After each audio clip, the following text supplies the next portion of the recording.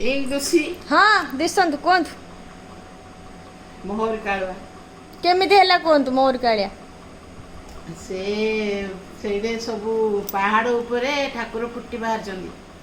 ସେଇଠି ରାତି ହେଲେ ସବୁ ପୂଜା ଦେବୀ ଦେବୀ ମାନେ ସବୁ ଆସନ୍ତି। ସେଇଠି ନିଜେ ନିଜେ ତାଙ୍କ ସବୁ ମାଆଙ୍କର ଯେତିକ ସାଙ୍ଗସାଥି ସବୁ ଦେବୀ ଦେବମାନେ ଆସିକି ସେଇଠି ସବୁ ଯାଇକି ବସିକି ସବୁ ବେହରଣ କରନ୍ତି ବୁଲନ୍ତି। ତାପରେ ଥରେ ଏମିତି ସେଇଟା ଯଦି କିଏ ଦେଖିଦେବ ବୁଲିକି ବୋଇଲେ ତାର ଛାତି ଫାଟିଯିବ। ସେଥିପାଇଁ କଥା ଏମିତି ସବୁ ଦେବୀମାନେ ହେଉଥିଲେ। ଥରେ ସେ ତ ପୂଜାରୀ କ'ଣ କଲା ଉପରକୁ ଯାଇଥିଲା, ଦେବୀମାନଙ୍କର କଥା ଶୁଣିଦେଲା।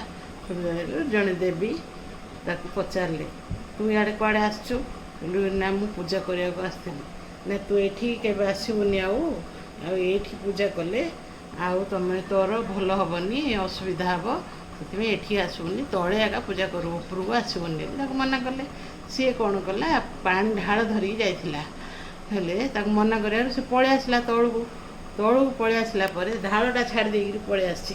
ସେ ଢାଳଟା ଆଉ ଥରେ ଆଣିବାକୁ ଗଲା ବେଳକୁ ତାକୁ ଦେବୀ କହିଲେ କି ତୁ ଆଉ ଆସେନା, ଢାଳଟା ଆମେ ଏଇଠି ତୋତେ ପକାଇ ଦେଉଛୁ ତଳକୁ, ଢାଳଟା ଯେଉଁଠି ରହିବ ସେଇଠି ପୂଜା କରିବୁ ବୋଲି କହିବାରୁ ସେ ଢାଳଟା ଗଡ଼ି ଗଡ଼ି ତଳକୁ ଆସିଲା। ତଳକୁ ଆସିକି ସେ ତଳେ ରହିଲା। ତାର ପ୍ରାୟ କେତେ ଫୁଟ ପାହାଡ଼ ଉପରେ ଠାକୁରଙ୍କର ମୂର୍ତ୍ତି ଅଛି। ସବୁ 10-15 ମୂର୍ତ୍ତି ପାହାଡ଼ ଉପରେ ସବୁ ଫୁଟି ବାହାରିଛନ୍ତି ଠାକୁର ସବୁ। ଆଉ ପ୍ରତ୍ୟେକ ଦିନ ଯିଏ ଦର୍ଶନ କରିବାକୁ ଏବେ ଯାଉଛନ୍ତି, ଆଗ ଏଇଟା ପୁରୁଣା କିମ୍ବଦନ୍ତୀ ଅଛି ତ ଷ୍ଟୋରିଟା ଏଇଟା ଶୁଣିବାକୁ ଗୋଟେ ଯାଉଛି। ସେଇଠି ଢାଳଟା ଯେଉଁଠି ରହିଲା ସେ ଢାଳ ଉପରେ ଦେବୀଙ୍କର ମୂର୍ତ୍ତି ସ୍ଥାପନା କରିକି ସେଇଠି ପୂଜା କରାଯାଉଛି। ମୟୂର କାଳୁଆ ବୋଲି ନାଁ ଦିଆହେଇଛି।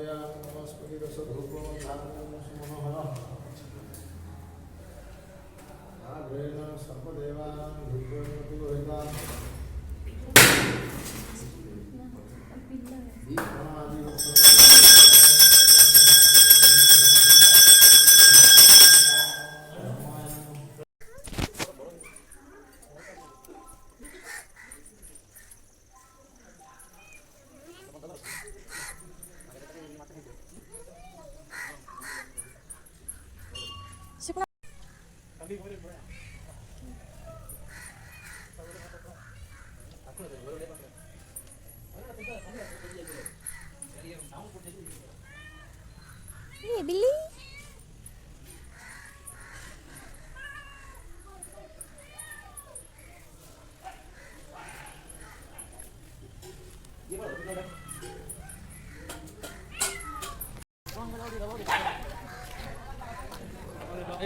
साइड ठाकुराणी अच्छा